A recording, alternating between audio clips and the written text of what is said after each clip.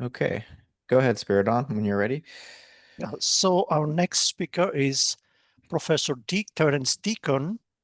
Um, Terrence Deacon has held faculty positions at Harvard University, Harvard Medical School, Boston University, and the University of California, Berkeley, where he is a distinguished professor emeritus of anthropology and cognitive and brain sciences.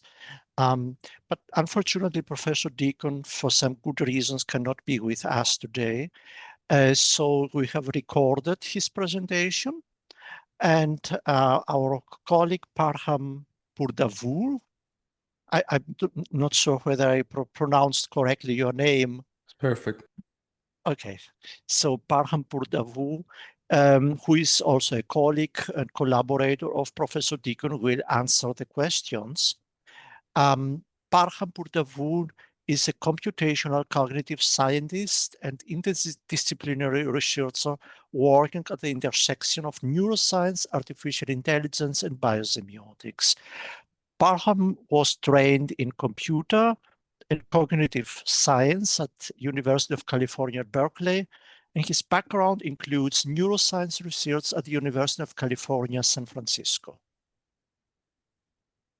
All right, so I'm going to push play. Let me know if you do not hear the audio, but we tested it, so. In the following presentation, I will offer a critical comparison between artificial intelligence and human intelligence. I will explain why I think that the term simulated intelligence is a more accurate name for this phenomenon. In the process, I will demonstrate why machines don't think and brains don't compute. Finally, I will reflect on why understanding this difference can provide a valuable new perspective from which to view the mystery of conscious experience. Artificial intelligence can be compared to a mirror of human intelligence. A mirror receives data that is structured by contact with a fraction of the surface of a person and can reflect back this visual data with extremely high resolution and precision. But no part of the living process that is the source of that visible surface is provided to the mirror. The human source of the mirror image has spatial depth, materiality, and living animacy, which contribute to the capacity to recognize the precise similarity of the reflected image. But the mirror image has no depth or materiality or animacy, nothing but surface. So it is with current large language models. Current forms of artificial intelligence take advantage of a feature of formal inference that is as old as symbolic logic. Tesla's stock is crashing. The headlines say Elon's empire is collapsing. But what if? Whoops. The ability to specify the structure of inference irrespective of meaning. Thus, in one of the foundational texts in cognitive science, Newell and Simon point out that logic, and by incorporation all of mathematics, was a game played with meaningless tokens according to certain purely syntactic rules. All meaning had been purged. And in a recent discussion of finding ways to integrate meaningful symbolic understanding into artificial intelligence, researchers from DeepMind argue that, in purely syntactic systems, meaning must somehow propagate through meaning-agnostic syntactic reasoning processes. We mistakenly tend to think of computers as special, but in many respects, other than their programmability, they are not different from most other machines. Indeed, any machine can compute at least in a minimal sense. This is because computing is just assigning a symbolic interpretation to each of a set of distinct machine states that serve as tokens, and constraining the operation of the machine so that running the machine will traverse states in a way that parallels the operation of performing a formal operation or mental inference using those symbols. Once one understands this, it becomes clear that the concept of artificial intelligence is a misnomer. All that machines can do is simulate intelligence. This can be illustrated by considering other forms of simulation. Consider a highly accurate simulation of galaxy formation. Even though it might be able to accurately account for the way that billions of stars behave over billions of years, it nevertheless lacks mass, gravitation, nuclear fusion, movement, and space. Similarly, a large language model, an LLM, can produce remarkably interpretable responses to a user's queries. But it is hermetically insulated from the pragmatic contexts and meaningful purposes that structured the complex patterns of its input data. It only has access to the patterns exhibited by the language artifacts that were left as traces of these intentional processes. So even though an LLM is trained using a dataset data as large as all the text on the internet, its simulated sentence generation lacks any intrinsic meaning or purpose. But it can still be understood and be informative to an interpreter able to fill in the meaningful background of the processes that created the original training data using one's own experience. In this respect, large language models are only fossils left behind by the meaning and use that provided structure to the texts they are trained on. Like fossils, they have inherited only a trace of the structure that was once part of a living process. But the living dynamics that gave rise to that structure is no longer present. The meaning and usefulness of the text that an LLM provides is nowhere located within the model. It is only provided by a person interpreting its output. The creation of text by LLMs is effectively a process of lossy compression that strips out all the real-world context of its creation, then subsequently removes all but the essential probabilities linking words. These losses are filled in by high-probability guesses to generate a string of words that is predicted to most likely to follow from a user's prompt, according to the modeled statistics. The resulting text is only meaningful to a user able to use lived experience to fill in likely meanings and purposes that were originally compressed out. To distinguish the kind of language model that is acquired by machine learning as compared to the kind of language knowledge that is acquired by human children, consider two obvious differences. To build up its language competence, an LLM is trained to minimize prediction errors. It generates a string of words that is consistent with what its statistical parameters predict should be most likely. In contrast, a child is not just trying to predict what word should come next. The child's choice of what words to produce is instead pragmatically driven. In other words, it is driven by a desire to accomplish some beneficial end, including affecting another's actions and attention. So language learning in humans is not word prediction and error correction. It is learning to generate words that are likely to affect the behavior of others. Success or failure to communicate about something is what provides the error correction that an infant uses to construct its knowledge of language. In the early stages of training, LLMs only produce gibberish that has no resemblance to even simple language. An LLM only begins to approximate interpretable words and sentences after millions of trial and error cycles using astronomically vast amounts of human texts. In comparison, children begin their development of language competence by producing simple words and sentences in appropriate contexts, despite being provided with comparatively little language data. Another perspective that can help to understand the architecture of an LLM's simulation of language is provided by considering how this same machine learning logic has been employed to analyze the three-dimensional folding structures of proteins. For decades, the protein folding problem was considered nearly intractable. Knowledge of the sequence of amino acids that makes up the protein backbone is only minimally informative about how it will fold. Despite understanding most of the physical chemical properties involved, molecular biologists find it difficult to determine how they interact to produce a protein structure. Surprisingly, the protein folding problem was effectively solved using the logic of LLM prediction. Given an arbitrary sequence of 20 letters, each standing for one of 20 amino acids, LLM-based systems have predicted thousands of protein folding configurations that turn out to be mostly accurate. This indicates that predicting protein folding based on sequences of amino acids is essentially the same as predicting syntactically and semantically appropriate sentences from sequences of words. Three slightly different LLM-based approaches, including AlphaFold, ProtGPT, and EMSFold, have been used to accurately predict protein folding patterns. But notice that these LLMs have not been provided with any information about the physical forces that generate the 3D folding of proteins. The predictions are only based on known correlations between amino acid sequences and protein shapes. It will require considerable biochemical research to use this correlational data to repredict the physical chemical properties that are what ultimately produce these structures. But just knowing these correlations can assist biochemists in their search for the underlying mechanisms.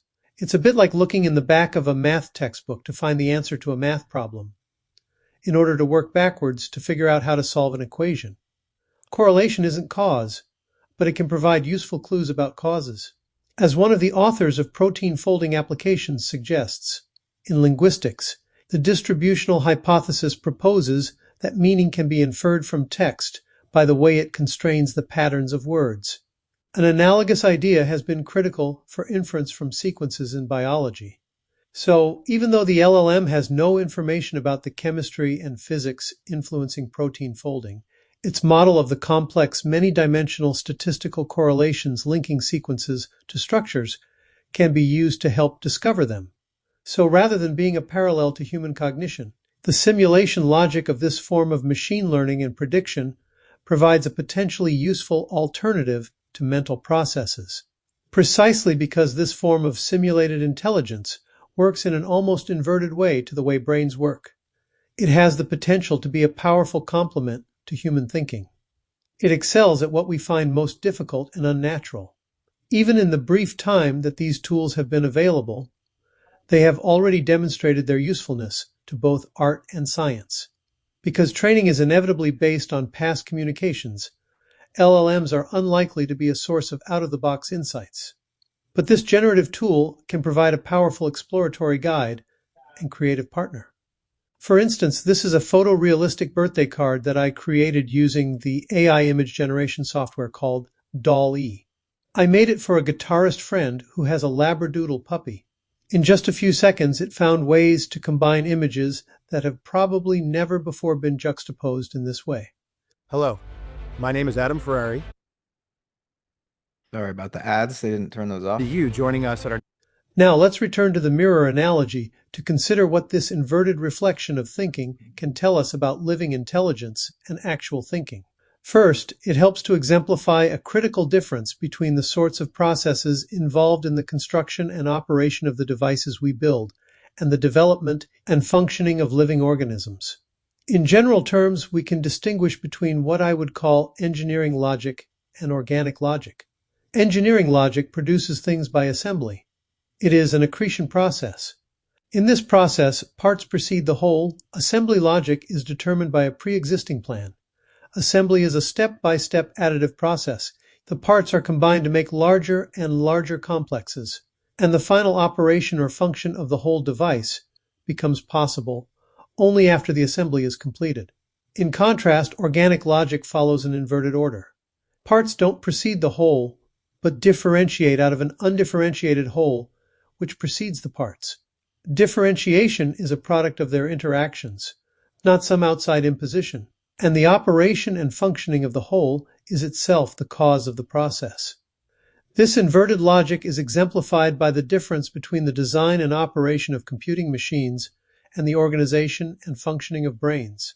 Consider a Turing machine, as diagrammed on the left, and a cluster of neurons as depicted on the right. Ignore for the moment their material differences, and just consider how each operates.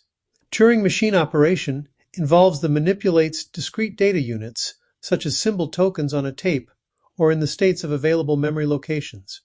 What matters is the order of its operations. The time it takes to complete an operation is irrelevant. What matters is the order of operations. Although each discrete operation requires energy, the value, source, and amount of energy involved is unrelated to the computation that is performed. Each of these features is inverted when it comes to brains and nervous systems. Although neuronal output is in the form of energetic spikes propagated from neuron to neuron, it is the pattern of these spikes that matters, not simply their production. Neural information processes are not sequence dependent. Signals are exchanged between neurons asynchronously. The rate and patterning of this signaling is critically important because relative synchrony determines functional difference. And finally, metabolism does not merely provide background operational support. Changes in metabolism can directly and indirectly influence neuronal activity and thereby contribute to their information content. The critical role of synchrony in brain function is a consequence of the way neurons respond to inputs from other neurons. A typical neuron receives signals from hundreds of other neurons via synaptic connections. Depending on where along a neuron's many branching dendrites these synaptic inputs are located, their effects will be different. This is because input stimulation is propagated along these branches toward the central soma at different rates. Signals originating at different points will only sum if they converge at the same point in time in the neuron. The receiving neuron will be induced to fire an output signal when the converging signals sum above some threshold. For a simple analogy, imagine a toilet with multiple flush handles that need to be pressed simultaneously or nearly so in order to flush the toilet. More importantly, there is a deep connection between mental experience and biological energy. Neuronal activity is thoroughly entangled with local metabolism. Brain functions evolve to regulate and maintain organism functions, including neuronal functions themselves. So mental self and somatic self are recursively self-preserving.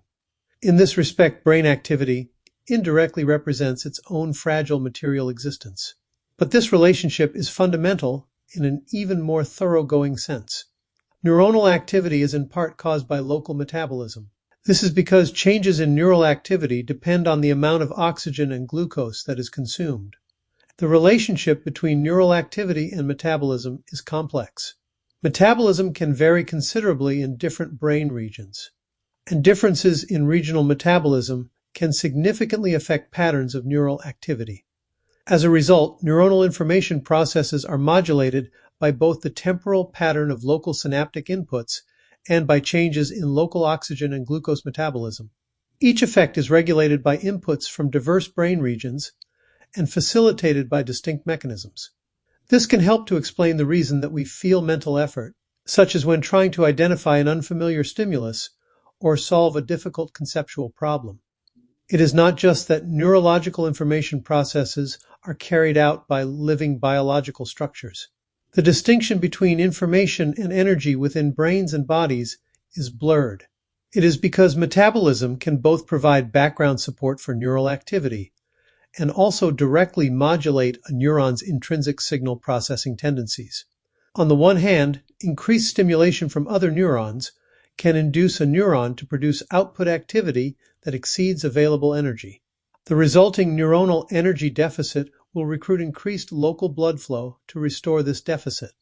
On the other hand, if energy supply is independently increased or decreased, irrespective of extrinsic stimulation, neural activity will increase or decrease in response, respectively.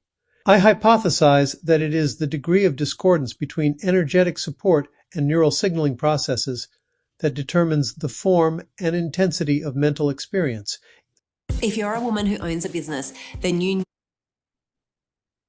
need virtual assistants. This suggests that our conscious experience of mental effort or disturbance is a function of how far neural energetic and signal generation processes are out of equilibrium with respect to each other. But how is local metabolism regulated out of sync with local neural activity? Changes in the distribution of oxygen and glucose to different areas of the cerebral cortex is mediated by a loop of connections from cerebral cortex to basal forebrain, nuclei to brainstem nuclei, and back to the cortex. Basal forebrain nuclei, such as the nucleus accumbens and amygdala of the limbic system, assign a plus or minus valence to cortical information and send this assignment to monoaminergic nuclei in the midbrain and brainstem. The neurons in these brainstem nuclei send their outputs to all areas of the cerebral cortex, where they regulate the distribution of local blood flow and synaptic plasticity. This co-institutes a recursive loop whereby cortical activity in one cortical area can indirectly modulate the metabolic support for cortical activity areas. The result is a strange loop that inextricably entangles mental processes with metabolic processes, because the brainstem nuclei that form one link in this reciprocal loop of connections also receive visceral information about the state of the body. This enables bodily needs to bias the way that cortical systems respond to sensory information.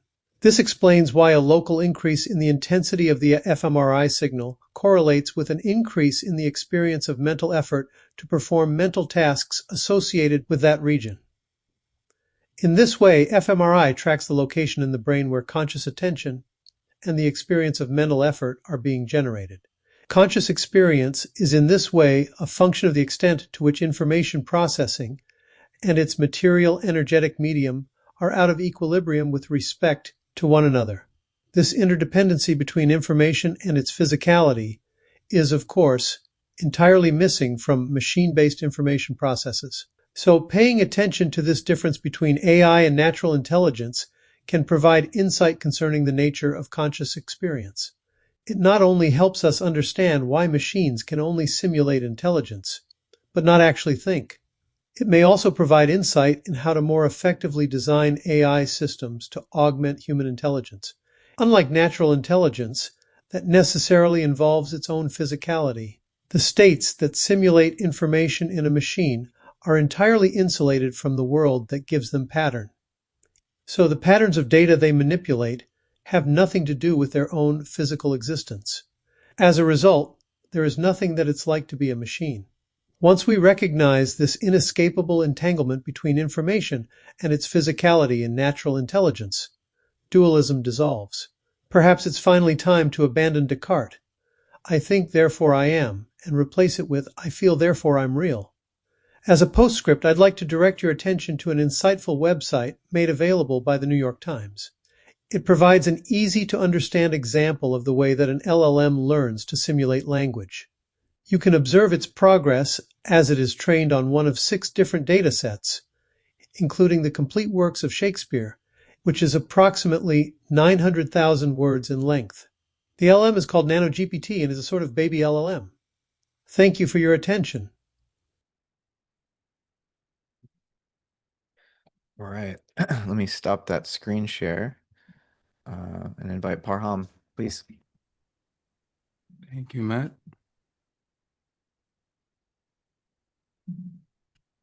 Okay. Seeing this okay? Yep. Great. Well, thank you for the organizers for this wonderful conference. I've been really enjoying the talks. Terry asked me to delve into this paper. We're writing along with our collaborator, Michael Jacob, and for the full analysis of some of the arguments Terry was making earlier. I encourage you to, if you're interested, check this paper out. So I just read the abstract, and just because I have 10-15 minutes, just read some of the quotes from the paper. And then just to give a motivation, I always felt like the debate surrounding AI revolves around this argument, whether it's conscious or not, whether it's intelligent or not, and the debate would usually end there.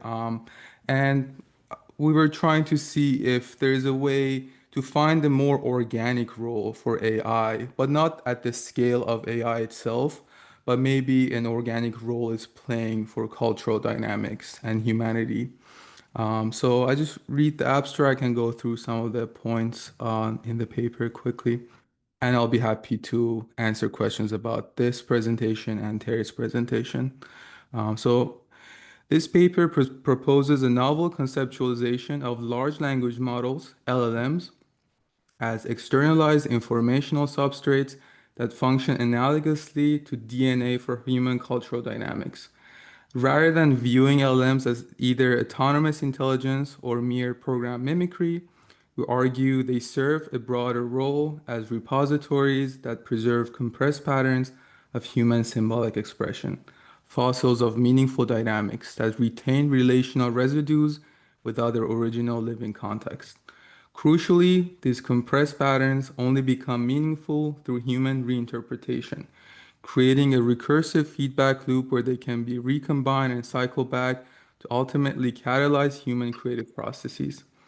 Through analysis of 4 universal features, compression, decompression, externalization, and recursion, we demonstrate that just as DNA emerged as a compressed and externalized medium for preserving useful cellular dynamics without containing explicit reference to goal-directed physical processes, LLMs preserve useful regularities of human culture without containing understanding of embodied human experience.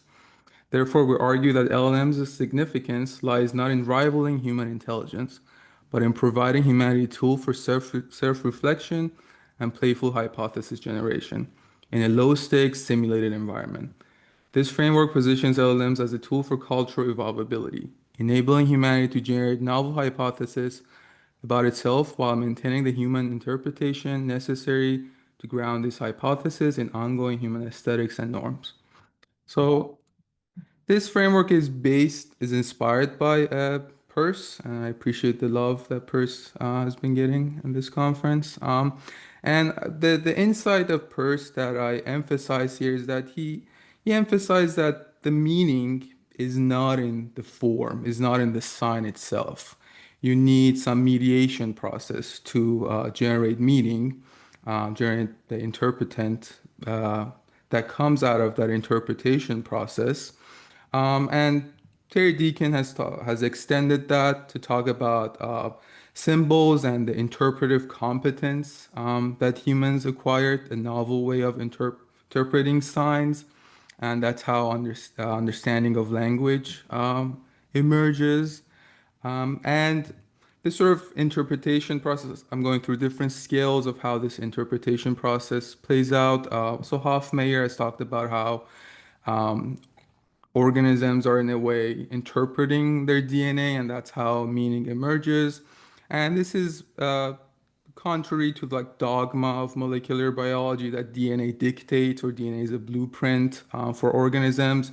It's situating this novel framework is situating DNA as a tool, as a semiotic artifact that organisms interpret and express in novel ways. And so now going a few scales higher, can we talk about these sort of forms within LLMs as being um, playing some sort of semiotic role, but at the scale of culture and scale of humanity as a whole? Can we also talk about LLMs being interpreted by us humans, the same way DNA is being interpreted by organisms? So I go through some of the quotes to ground the argument. So even though implementing artificial intelligence rooted in organismal principles is theoretically possible, current AI models are not designed for that goal and still operate within behaviorist models of algorithmic mimicry. However, rather than dismissing the dominant computational paradigm entirely, we examine what role these mimicry-based systems might serve for cultural dynamics and argue that LLMs are semiotic artifacts embedded within collective human meaning-making processes. LLMs capture the structural contours of meaningful processes in compressed, reconfigurable form, yet remain detached from the spatiotemporal and living dynamics that produce them. And the hypothesis that we have is that LLMs are implementing a process for cultural dynamics, which mirrors a common process in biology, externalization of useful embodied dynamics in a compressed medium in order to reliably preserve and catalyze them. This is similar to the function of DNA in cells or memory in the brain. And we draw from Deacon's paper, How Molecules Became Signs. Instead of treating DNA and RNA as the original source of biological information, the structural characteristics of these molecules have provided semiotic affordances that the interpretive dynamics of viruses and cells have taken advantage of. These molecules are not the source of biological information, but are instead semiotic artifacts onto which dynamical functional constraints have been progressively offloaded during the course of evolution. Separation of the source of constraint from the dynamics enables the dynamical interpretive process to reinterpret itself iteratively over time, to be recursive. This is the key to open-ended evolvability. So the musical analogy we use in the paper is that sort of when we talk about symbols, like going back to Symbolic Species' work that Terry has done, if you think of a symbol as like a music score, it's a compressed version and form of actual experience of music that we sort of offload onto the paper, but this notation itself doesn't have any reference to the experience and the phrasing, tempo, and the sort of interpretive process that a musician does when they play the music. So there needs to be this sort of interpretation of the symbol. So when the musician reads the score, they breathe life back into it, filling in all those missing details through interpretation and skill. So the meaning is not in the notation itself, it emerges through the performer's interpretive competence. And as you can notice, the score exists outside of us, so it's externalized. But this externalization allows us to play with this form in a low-stakes simulated environment. We could do theme and variations, could play it backward, things we couldn't do if the form was within our experience. Of course, this externalization also enables recursion because we create from scores. The scores that we've created can inspire new compositional techniques, which leads to new scores that can feed back into human experience again. That creates this cultural feedback loop.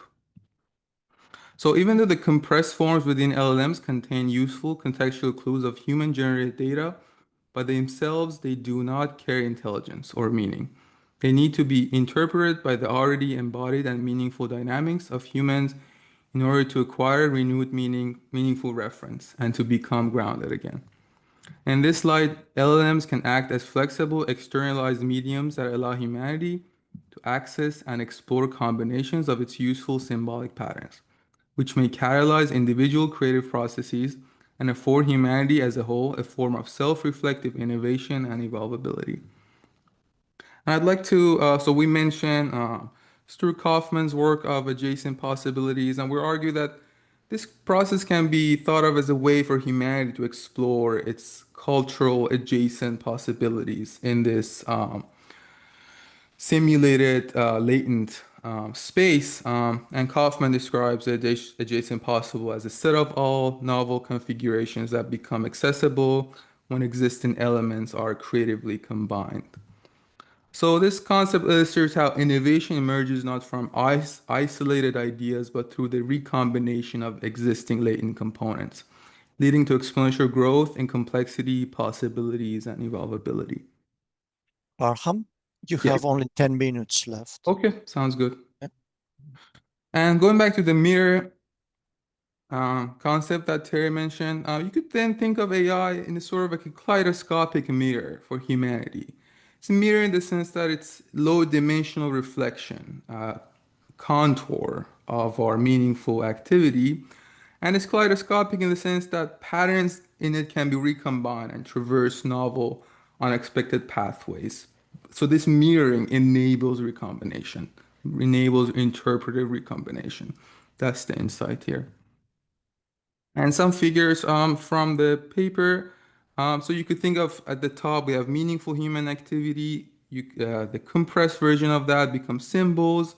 So symbols are useful compressed patterns of human activity. And once you compress that even more, that's what LLMs are doing. So they're compressed patterns of symbols. And the reverse of that now, you could have interpretive decompression because you've learned these contours of symbols in LLMs in this externalized form. You could now interpret them in novel ways. So you could go from the forms in LLMs to symbols, and then they can feed back into meaningful human activity. So I use some terms to describe this process. So interpretive decompression is one. You could think about it as some sort of playful hypothesis generation through time. You could think of it as some sort of abduction that Peirce talks about, this sort of hypothesis generation. And it's a pragmatic recursive generation of novelty, and it enables increased potential for engagement of adjacent possibilities and evolvability due to the fact that it is in this externalized, more latent and abstract form. And so you could then mirror that onto, we argue that the same sort of processes are happening at the cellular scale where sort of RNA is that mediate, sort of intermediary between cell and DNA contains useful compressed patterns of cellular activity, then which becomes even more offloaded and abstracted away onto the DNA. So all these that we talked about with symbols and LLMs, we sort of argue that so similar organic logic might be happening there. And one last slide. So I read from the paper, from an evolutionary perspective, this moment may parallel other major evolutionary transitions in the history of information processing. One intriguing possibility is that LLMs may be the very beginning of a transition analogous to the emergence of DNA in LUCA, the last universal common ancestor of all life. Just as LUCA established universal mechanisms for biological information processing that enabled genetic recombination across all subsequent life forms, LLMs might be developing into a general compressor and translator for human symbolic activity, and could potentially create universal pathways for pattern extraction, translation, and recombination across all forms of human expression. And thank you for your attention. I'm happy to get questions from both Terry's presentations and myself. Thank you, Parham. Very good. So other questions? Farzad Mahodian. Yes. Hi. That was a really great pair of presentations. Thank you. I agree with so much of what you said about LLMs. And Parham, can you just close the, sorry, Farzad, Yes. can you stop the screen share? Absolutely. Yeah. Okay. Yeah, anyway, so really enjoyed all of that. Agree with how it can be a very helpful abduction machine, playful hypothesis generating, bold, ventures into novelty kind of stuff. Great. There is the issue though of if you don't call it fossil or think of it as fossil fuel, all the LLM data, when it starts to consume its own data, when it starts to consume its own output, it's been shown to create some really crazy stuff, and the quality degenerates. So given all of that, what do you make of that as a possibility? Does that kind of crap things out a little bit? Oh, great question. And we do go over that in the paper on the sort of synthetic data training. And I think that's where interpretation becomes crucial. If you do actually just have the AI output train itself, the compression process is going to become blurrier and blurrier, noisier and noisier. And that's why human interpretation needs to be in the loop. That's what maintains the aesthetic and norm. That changes across generations too. One example that I like to give is that, like fashion, right? Like what we would wear like 20 years ago is very different than now. So that's why, like, but it evolves. So the interpretation now we know what aesthetically is beautiful. And if the LLMs just generate novelty without us, without our interpretation in the loop, that's when it becomes problematic. So you're absolutely right. Thank you. So, Joss? Yeah, that was great. Thank you. I also agree with certainly the main premise of Terry's talk about the distinction between organic processing and computational processing. But in terms of our argument about comparing DNA to LLMs, I want to maybe push back a little bit on that. And your diagrams showing how it has the RNA and the DNA external to the living process, and then similarly the LLM or music or what have you are also external. I don't think they're external in the same way, and I think Hofmeyr would I think agree in his code duality, in the sense that the DNA is embedded in an embodied dynamical process, which I imagine you guys would agree. But given that, are you guys willing to express kind of a limit to the analogy, if you will? Like, is there potentially where does the analogy between DNA and LLMs maybe actually start to get in the way of your previous argument about the distinction between computation and organic processes? Thanks. Thank you, Josh. Good to see you. Yes, so First of all, we're not making a claim that the LLM, so it's whatever Terry said is in line with what I said. So it's not a claim that LLMs are biologic in terms of like have the sort of principles of organisms in a way they're operating. And your question, so it's externalized in the sense that like the DNA of an organism, even though it is inside the cell and it's in an embodied context, you could have the code and store it on a piece of paper if you have the nucleotide letters. And the same way, once you're interacting with the LLMs, you're prompting it, and like so that's when the embodiment happens. Once you're engaged with the LLMs, then it's in the umwelt of your meaningful semiotic context. So that's when the embodiment happens, once you interact with it. Would you see that as some sort of being similar to how cells then express the DNA code? I guess no. I think that the DNA are.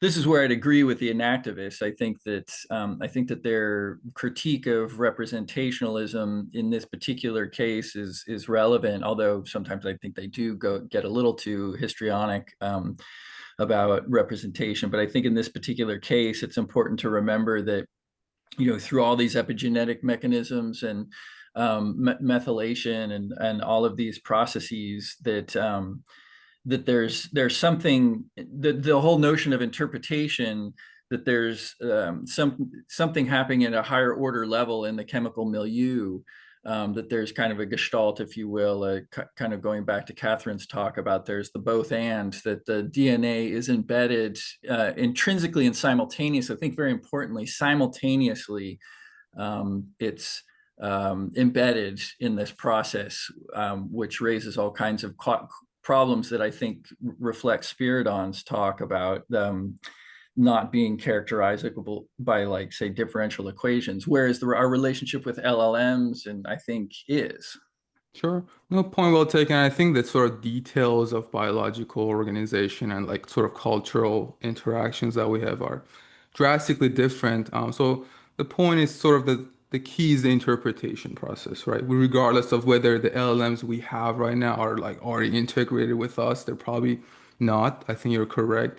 It's sort of like to me, it's beginning to feel like that interpretive process matters, and it's playing some sort of analogous role to Hofmeier's notion of organisms interpreting their DNA. But no, I think it's sort of going to like the details of whether it's actually a DNA. That's not the point we're making. It's more than to point out the interpretive process that's happening there. Okay, thank you. Unfortunately, we have to move to the next talk. So